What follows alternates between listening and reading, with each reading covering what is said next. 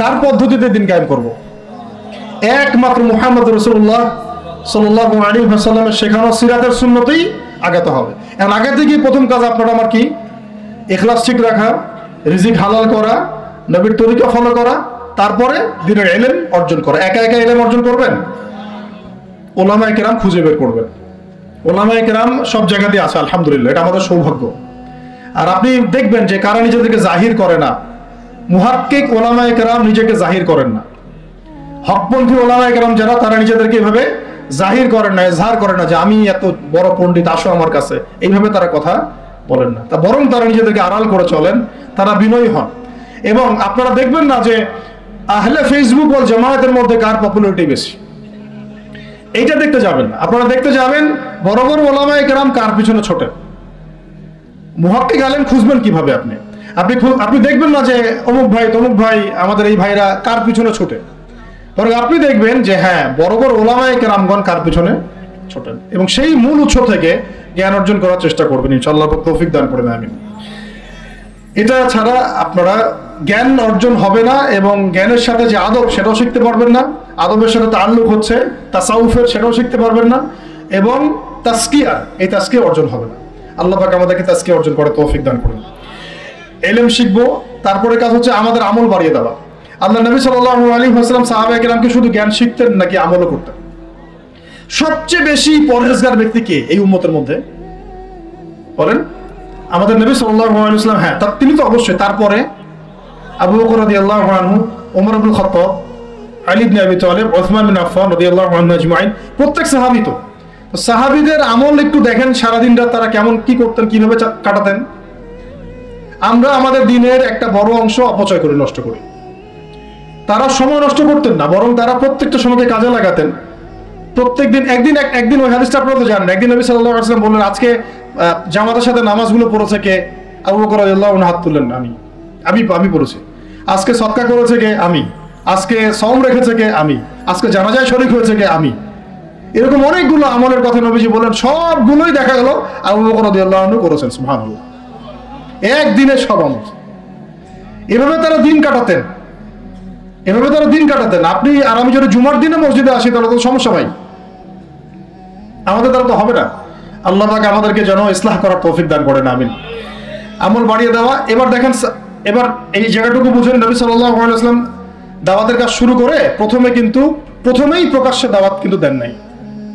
প্রথমে তিনি 3 বছর, কত বছর? তিনটা বছর তিনি গোপনে দাওয়াত দিয়েছেন। কত বছর? 3 বছর গোপনে দাওয়াত দিয়েছেন। এখন এই গোপনে দাওয়াত দেওয়ার পরিবেশ আমাদের এখানে দরকার নাই। কেন নাই? কারণ আমাদের এখানে স্পষ্ট দাওয়াত হয়ে গেছে না? এখন তো আমাদের এখানে মক্কার মতো অবস্থা না যে আবার প্রথম 3 বছর গোপনে দাওয়াত দিতে হবে কি? এখন আরো বরং প্রকাশ্যে দাওয়াত দিতে হবে, আলহামদুলিল্লাহ। এই যে বলছিলাম যে এটা আল্লাহ পাকের রহমত যে আমরা এই সময়টা পেয়েছি। এখানে কারো কিন্তু ব্যক্তিগত কোনো ক্রেডিট নেওয়ার সুযোগ নাই। এই যে এখন দাওয়াতের একটা উত্তম প্ল্যাটফর্ম পাওয়া যাচ্ছে, ক্ষেত্র পাওয়া যাচ্ছে, খোলাভাবে কথা বলা যাচ্ছে, এটা কার রহমত? এটাকে কাজে লাগিয়ে আরো 5 বছর 10 বছর আমাদেরকে দাওয়াত দিতে হবে ইনশাআল্লাহ। কিসের দাওয়াত? দিন কায়েমের দাওয়াত। কিসের দাওয়াত? ইসলাম ব্যক্তি জীবনে আছে, ইসলামকে এখন নিয়ে যেতে হবে সমাজে, ইসলামকে নিয়ে যেতে হবে অর্থনীতিতে, ইসলামকে নিতে হবে রাজনীতির মধ্যে। ইসলাম যখন সমাজে, অর্থনীতিতে, সংস্কৃতিতে, শিক্ষানীতিতে এবং রাজনৈতিক ক্ষেত্রে যাবে, তখন আমরা ইনশাআল্লাহ চূড়ান্ত বিজয় লাভ করবো ইনশাআল্লাহ। এখন যদি পার্শ্ববর্তী শত্রু রাষ্ট্রগুলো আমাদেরকে আক্রমণ করে, আপনি তো ব্যক্তিগতভাবে জিহাদের ঘোষণা দিতে পারবো না, পারবেন? কিন্তু এখন যদি আমার আপনার হাতে রাজনৈতিক ক্ষমতা থাকতো, তাহলে আমরা দেখাই দিতাম যে একজন সাইফুরকে মারলে কতজনের লাশ পড়ে। একজন ফেলানিকে যদি কাঁটাতারে ঝুলাই দেওয়া হয়, ওরকম 10টা বিএসএফ কে মারার ক্ষমতা আমাদের আছে। এই শক্তি সামর্থ্য আমাদের ভাইদের আছে। আমাদের দাওয়াতের কাজ শুধু আমভাবে জনগণের মধ্যে করলে হবে না, পুলিশের মধ্যে দাওয়াতের কাজ করতে হবে, র্যাবের মধ্যে দাওয়াতের কাজ করতে হবে, আমাদের আনসারদের মধ্যে দাওয়াতের কাজ করতে হবে, বিজিবির ভাইদেরকে প্রশিক্ষিত করতে হবে। সবচেয়ে বড় কথা, আমাদের সেনাবাহিনীকে, বিমান বাহিনীকে শক্তিশালী করতে হবে। অত্যাধুনিক অস্ত্র তাদের হাতে থাকতে হবে, এবং তাদের মধ্যে সবকিছুই আছে, মাশাআল্লাহ। পটেনশিয়াল আছে, প্রতিভা আছে, শারীরিক শক্তি আছে, ট্রেনিং আছে। ইমানটাকে মজবুত করতে হবে তাদেরকে ইমানের দার্স দেওয়া লাগবে। আপনারা যারা শুনবেন এগুলো লেকচার, অনলাইনে গেলে শুনবেন, তারা ইনশাআল্লাহ শুধুমাত্র জাতিসংঘের একটা মিশনকে জীবনের লক্ষ্য বানাবেন না। আপনারা জাতিসংঘের একটা মিশনে যাওয়া আপনার জীবনের লক্ষ্য না।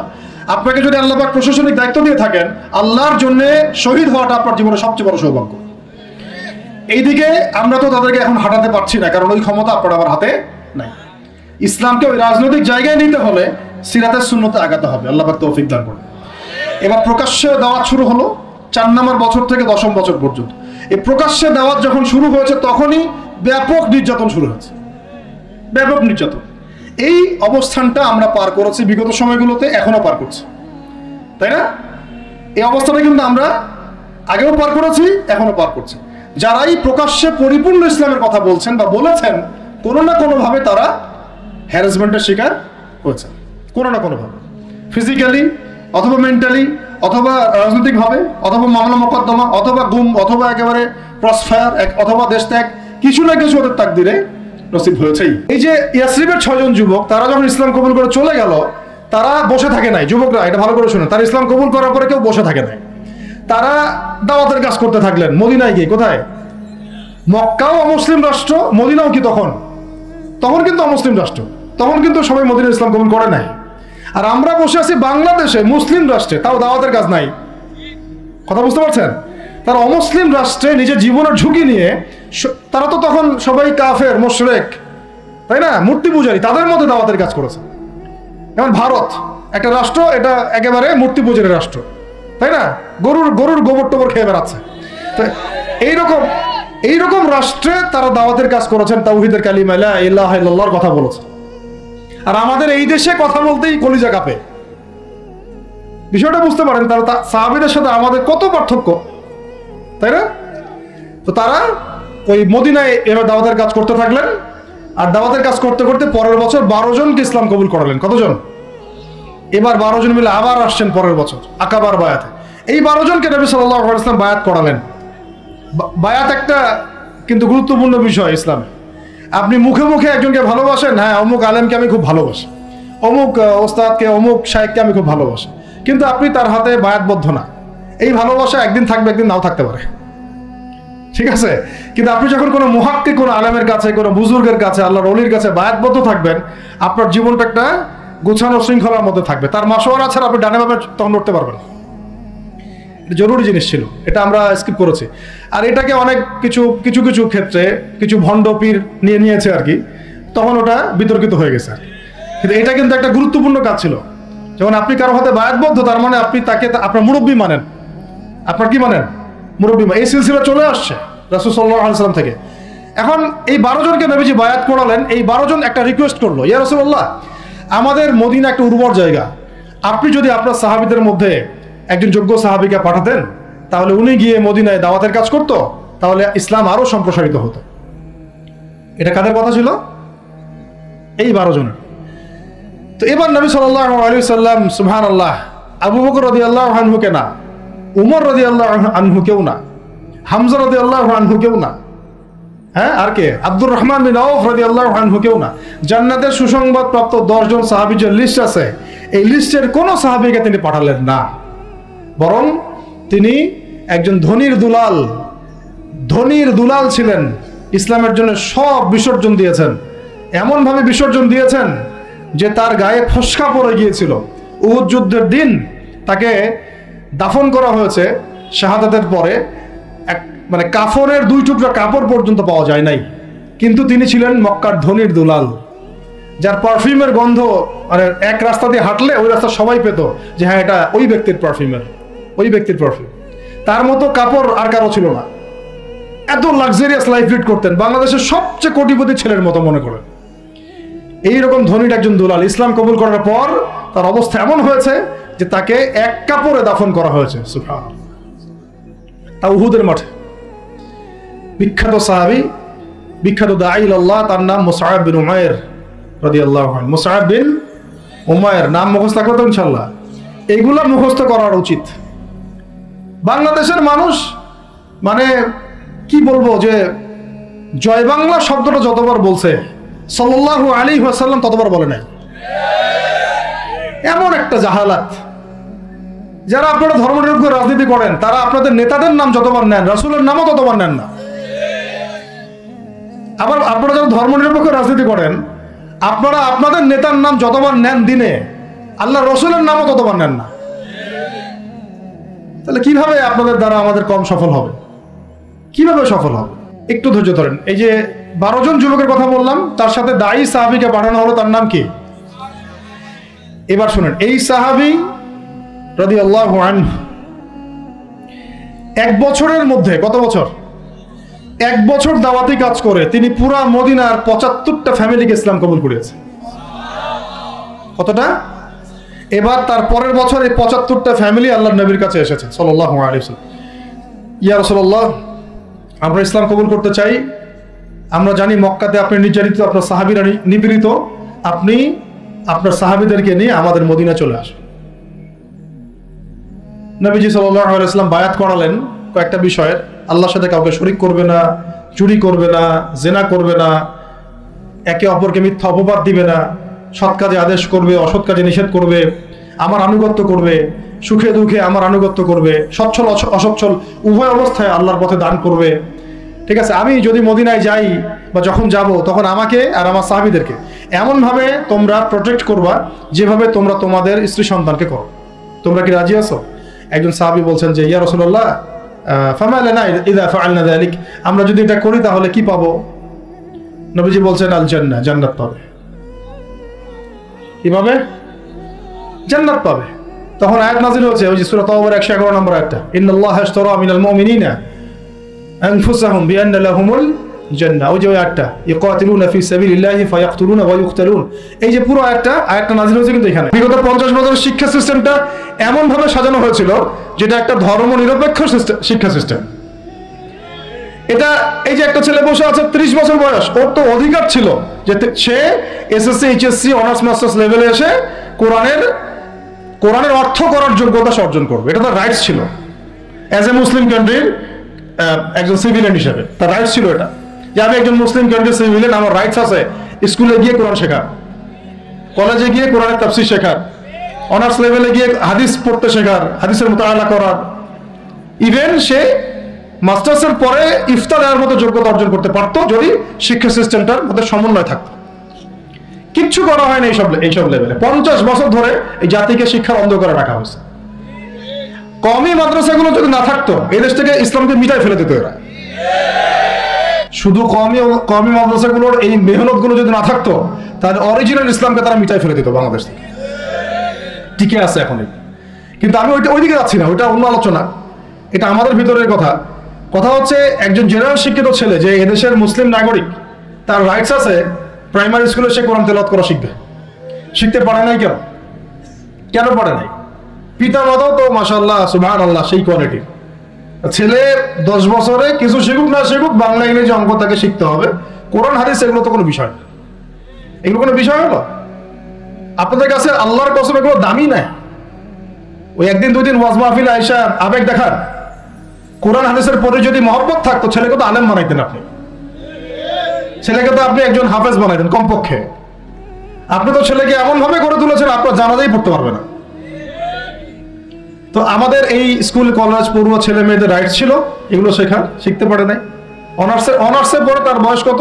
20 থেকে 25 বছর। 25 বছরে সে 25টা সূরা জানে না। 25টা সূরার নামই জানে না। 25টা সূরার নাম বলতে পারেন। কোরআন বিধান কায়েম করতে আসছেন আপনি, সুবহানাল্লাহ। 25টা হাদিস বলতে পারেন না। 25 জন নবীর নামও বলতে পারে না। ইভেন আমাদের নবী সাল্লাল্লাহু আলাইহি ওয়াসাল্লামের সিরাতের জীবনীটা, পাতলা কিতাবটাও সে কখনো জীবনে পড়ে দেখে না। এই অবস্থা মাস্টার্স ও বিসিএস এর সব জায়গায় একই চলছে। বিসিএস এর যে ভাইবা হয় সেখানে কি ইসলাম ধরা হয়? বিসিএস এর ভাইবা যখন হয় তখন তাকে কোরআন তেলাওয়াত জিজ্ঞাসা করা হয়? তাহলে আপনি কোরআন তেলাওয়াত করতে পারেন না, রাষ্ট্র চালাবেন কিভাবে? কোরআনের সাথে কোনো তাআল্লুক নাই। তার মানে আপনাদের কনসেপ্ট হচ্ছে রাষ্ট্র আলাদা, কোরআন আলাদা। মানে রাষ্ট্র চালাতে কোরআন লাগে না, আপনার কনসেপ্ট এটাই।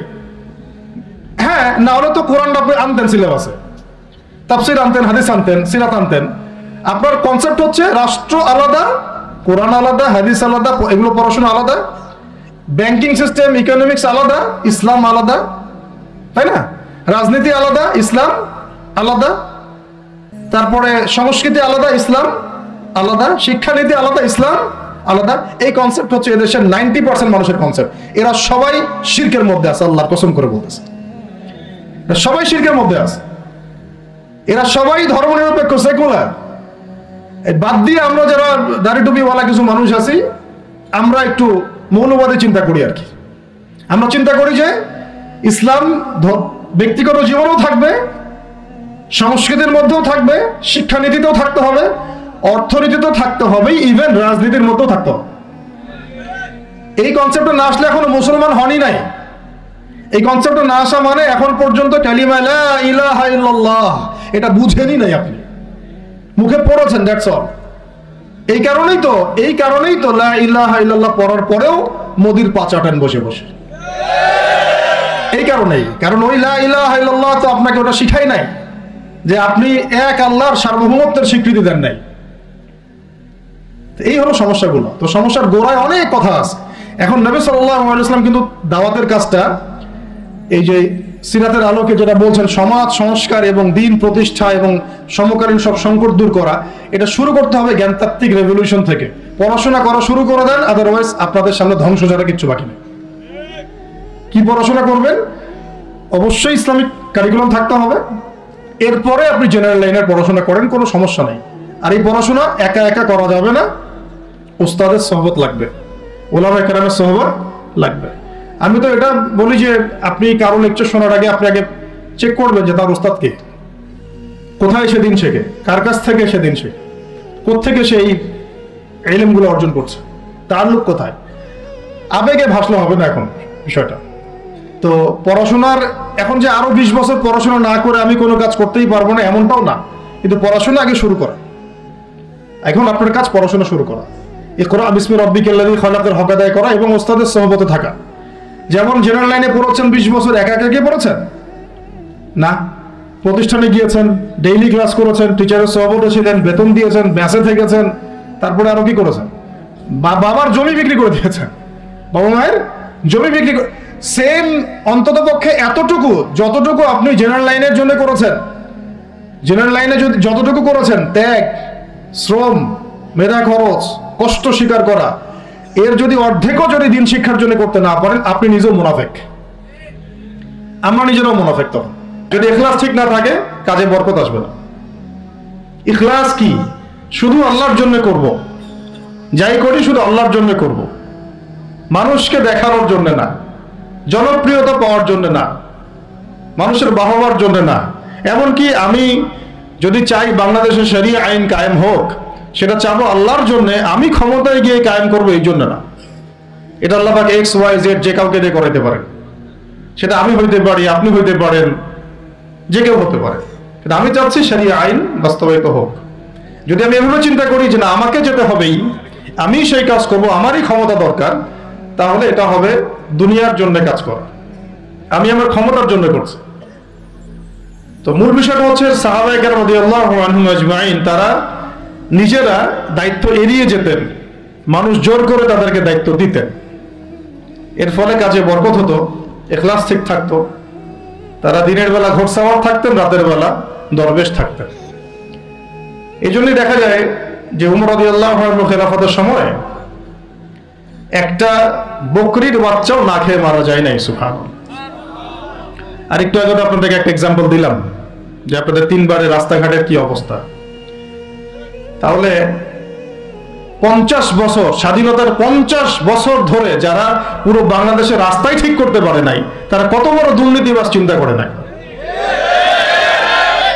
50 বছর ধরে একটা দেশকে রাডারবিহীন থাকতে হচ্ছে, স্যাটেলাইট বিহীন থাকতে হচ্ছে, পারমাণবিক কোনো অস্ত্র নাই, নিউক্লিয়ার কোনো মিসাইলস নাই, কোনো জিওপলিটিক্যাল বড় বড় রাষ্ট্রের সাথে অ্যালায়েন্স নাই।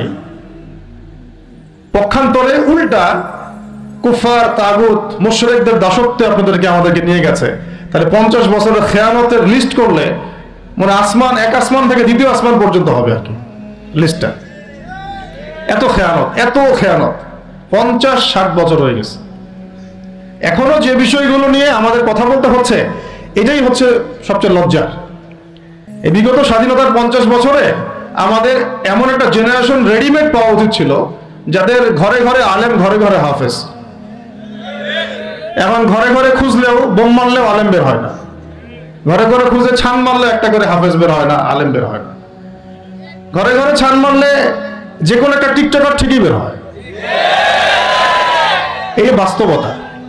বাস্তবতা আর আমাদের স্বপ্নের মধ্যে আসমান জমির পার্থক্য আছে, এগুলো হাসির কোনো বিষয় না, এটা হচ্ছে বাস্তবতা। মানে পুরা প্রাইমারি স্কুল থেকে শুরু করে প্রাইমারি স্কুলের শিক্ষক, প্রাইমারি স্কুলের টিচার এবং স্টুডেন্ট, হাই স্কুলের স্টুডেন্ট, হাই স্কুলের টিচার, অনার্সের স্টুডেন্ট, অনার্সের টিচার, মাস্টার্সের স্টুডেন্ট, মাস্টার্সের টিচার, তারপরে বিবিএ, এমবিএ, তারপরে যে আপনার প্রাইভেট ইউনিভার্সিটি ইত্যাদি ইত্যাদি, ইভেন বিসিএস সেক্টর, শিক্ষা কমিশন, এমপি, মন্ত্রী, পার্লামেন্ট, সবগুলোকে যদি একটা জায়গায় আপনি বসান, সবাইকে 15-16 কোটি মানুষকে একটা জায়গায় বসান, দেখবেন যে এদের 90% কোরআন তেলাওয়াতি করতে পারে না। 50 বছর হয়ে গেছে স্বাধীনতা। তাহলে কাদেরকে নিয়ে আপনি হিন্দুস্তানকে মোকাবেলা করতে চাচ্ছেন? কাদেরকে নিয়ে আপনি যে রামবাম, প্রগতিশীল এবং এই ইসকনকে মোকাবেলা করতে যাচ্ছেন? কাদেরকে নিয়ে? আবেগ দিয়ে তো হবে না। আর তাদের ব্যাপারটা তো এতই স্ট্রং, তারা তো এমন ভাবে তাদের মানে আগ্রাসন লালন করছে যে ওরা যদি পারত এখন পুরো বাংলাদেশটাকে ওদের মানচিত্রভুক্ত করে ফেলতো। ষড়যন্ত্র কিন্তু এই পর্যন্ত, এটা আমরা বুঝি আর না বুঝি। আর আমরা তো খুব সাম্প্রদায়িক সম্প্রীতির বয়ান দিচ্ছি এখন আর কি। বিগত সময়ে কিছু রাজনীতি হয়েছে জঙ্গিবাদ শব্দটা দিয়ে, জঙ্গিবাদ শব্দ দিয়ে রাজনীতি করা হয়েছে। এটা থাকুক আর না থাকুক, বায়বীয় ভাবে একটা প্রতিষ্ঠা করার চেষ্টা করা হয়েছে, এটা দিয়ে রাজনীতি করা হয়েছে। সবাই সবার স্বার্থে কথাটাকে ব্যবহার করেছে। আসলে এটা একটা বায়বীয় শব্দ ছিল, কোনো অস্তিত্ব নাই। এখন রাজনীতি করা হচ্ছে নতুন করে সংখ্যালঘু শব্দ দিয়ে। কি দিয়ে? সংখ্যালঘু। তো সংখ্যালঘু শব্দ দিয়ে যে রাজনীতি করা হয়, তো সংখ্যালঘু যারা, তারা সংখ্যাগুরু কমিউনিটির মধ্যে সাইফুর রহমানকে এভাবে দিনে দুপুরে কুপিয়ে হত্যা করে কিভাবে? আমরা তো সংখ্যাগরিষ্ঠ, তো সংখ্যাগরিষ্ঠ মানুষের মধ্যে একজনকে সংখ্যালঘু একজন হত্যা করে কিভাবে? এর আগে ফরিদপুরে হয়েছে, আমরা তখনও সাম্প্রদায়িক সম্প্রীতির বলি আওড়াইলাম। চট্টগ্রামে হইল, এখনো সাম্প্রদায়িক সম্প্রীতির বলি আওড়াচ্ছি, ঠিক আছে? এবং আমাদের সবাইকে বোঝানো হচ্ছে যে সবাই শান্ত থাকেন, কেউ কোনো রকমের টু শব্দ করবেন। আচ্ছা, করলাম না, টু শব্দ করলাম না, শান্ত থাকলাম, ধৈর্য ধরলাম, ঠিক আছে। এরপরে যদি আরো 10 জনকে মারা হয় তখন,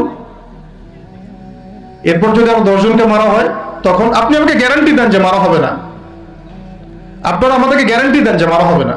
যদি মারা হয় তখন আপনি বলছেন মারা হবে না ইনশাআল্লাহ, ঠিক আছে। যদি মারা হয় তখন, এখন আমি ধৈর্য ধরলাম, এখন আমি সাম্প্রদায়িক সম্প্রীতির কথা বললাম, এখন আমরা চুপ থাকলাম, কেউ এগ্রেসিভ কোনো ভূমিকায় গেলাম না, এবং যাওয়া উচিত না, ঠিক আছে, খালাস। আর আপনি আমাকে গ্যারান্টি দেন এই ঘটনাগুলো আগামীতে ঘটবে না। প্রশাসন গ্যারান্টি দেন, সরকারে যারা আছেন গ্যারান্টি দেন, দিতে পারবেন? যদি দিতে না পারেন, কেন পারবেন না? যদি দিতে না পারেন তাহলে গ্যারান্টি কেন দিতে পারবেন না? তার মানে আপনার প্রশাসন ফেল করেছে এখানে।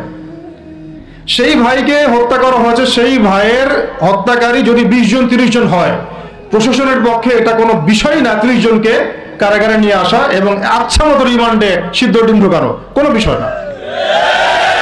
রিমান্ডে ওলামায়ে কেরামের পা ভেঙে দিতে পারেন, তাহলে এটা কেন পারছেন না? তাহলে আপনারা আসলে আমাদেরকে কানাকে মক্কা দেখাচ্ছেন, আপনারা কানাকে মক্কা দেখাচ্ছেন, এই তো। এখন যদি গ্যারান্টি না দিতে পারেন, তার মানে এই সমস্যাটা থাকতে পারে। গ্যারান্টি না দিতে পারার অর্থই হচ্ছে আপনি নিজেই ভয় পাচ্ছেন, নিজেই আপনি শিওর না যে সমস্যাটা আসবে কিনা। তাহলে একটা মাত্র পথ আপনাদের সামনে এখন খোলা আছে, যেই পথ দিয়ে এই সমস্ত সমস্যার সলিউশন আনা সম্ভব। সেই পথটাই হচ্ছে ওই যে লেখা আছে, সিরার আলোকে উম্মার সংকট নিরসন করা। ওই সিরাতের আলোকে যদি উম্মার সংকট নিরসন করতে না পারি, আর কোন রাস্তা আমাদের সামনে খোলা নাই। দিন কায়েমের শর্ত 3টা বলেছেন না? 3 নম্বর শর্তটাই হচ্ছে এটা যদি ইবাদত হয়, দিন কায়েম যদি একটা ইবাদত হয়ে থাকে, তাহলে সেই ইবাদত কবুল হবে শুধু একজন ব্যক্তির তরিকায়। কার তরিকায়?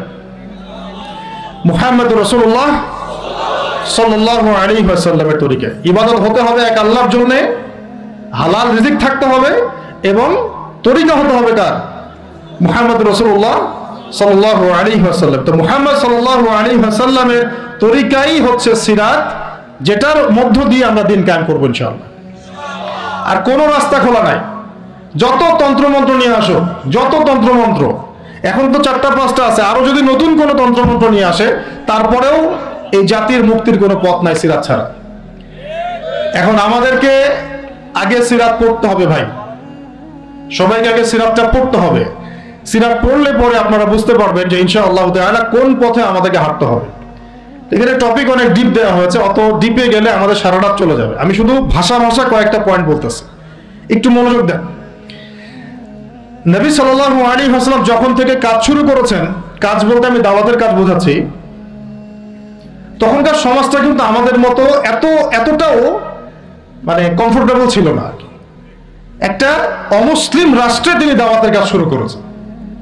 মক্কা কি ছিল? একটা মুসলিম রাষ্ট্র না অমুসলিম রাষ্ট্র?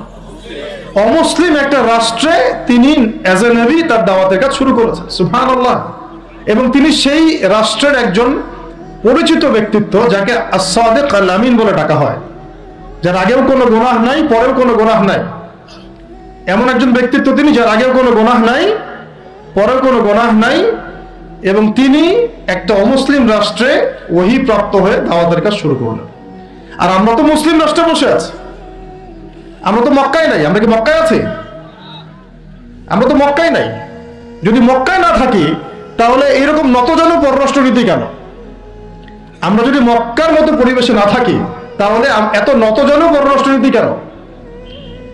তাহলে ভারতের মধ্যে আমাদের যে মুসলিম ভাইরা আছে তারা কি করবে? তাহলে ভারতে যে মুসলিম ভাইরা আছে তারা কি করবে?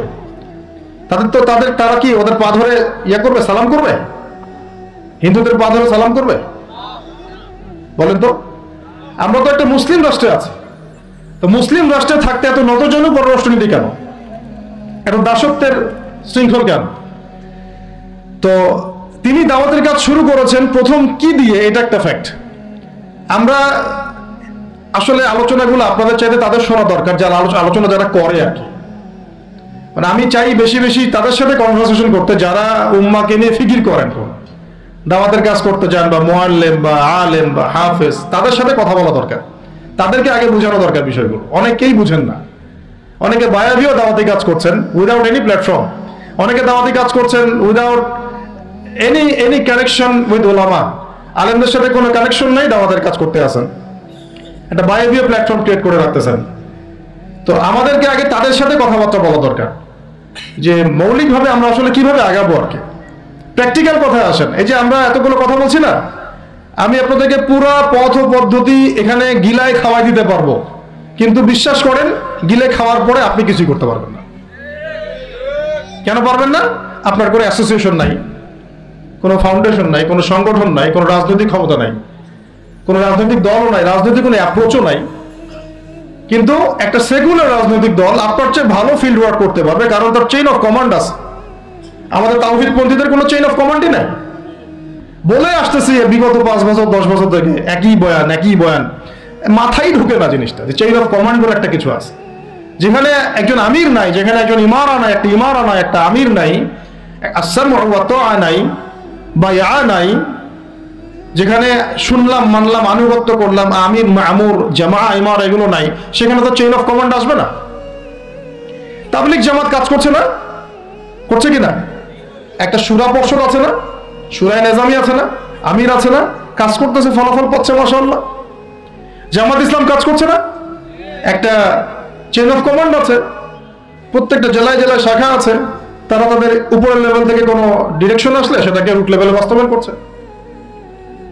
তারপরে ধরেন যে ইভেন এই যে আওয়ামী লীগ যে চলে গেল, তার একটা চেইন অফ কমান্ড ছিল না? ছিল কি না? উপরে যে বলতো জঙ্গি, নিচের ওই ব্যক্তিও বলতো হ্যাঁ এই জঙ্গি। এমন একটা চেইন অফ কমান্ড ওদের ছিল না?